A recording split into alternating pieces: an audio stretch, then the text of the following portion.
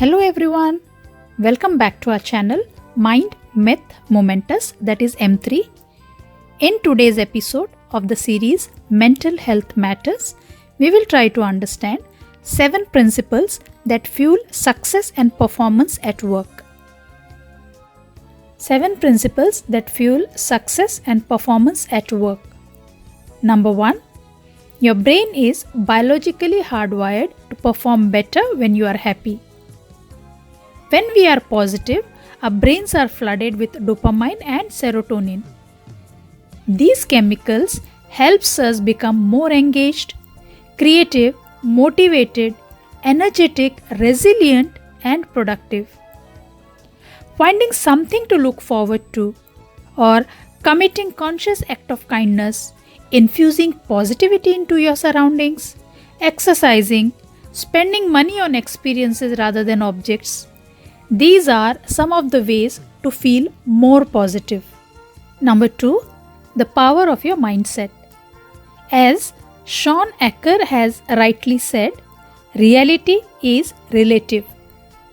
We cannot change the world, but we can change how we react to the world. This is the power of your mindset. Number 3. Train your brain to scan the world for ideas and possibilities. The problem is we get stuck in the pattern of seeking out the negative.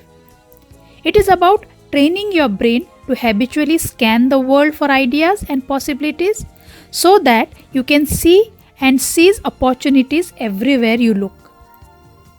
Some of the ways to get started are increasing your gratitude. Write down something you are grateful for every day. And then it can also be actively looking for the positives in every situation. Number 4. Make the best of every situation. As quoted by Tal Ben-Shahar, things do not necessarily happen for the best, but some people are able to make the best out of things that happen. Hence, make the best of every situation.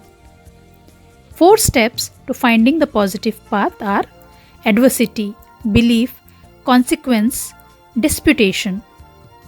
Step 1. Adversity. The event itself. It is what it is and can't be changed.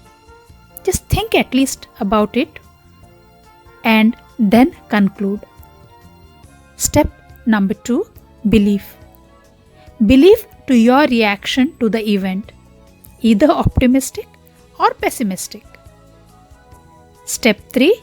Consequence. Consequence is either positive or negative. It depends on your reaction. If negative, then you need to put step 4 in place. Step 4. Disputation. Challenge yourself.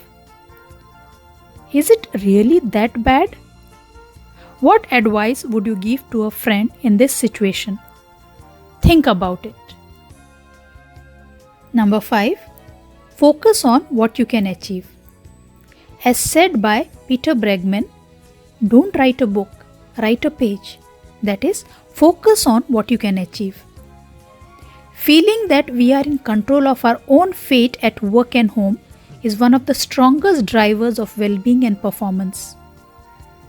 Some of the tips for regaining control are being self-aware and recognizing your knee-jerk reactions, identifying areas of control and ticking those off your list that you can't change, finding your quick wins and doing them first, prioritizing the areas that matters most.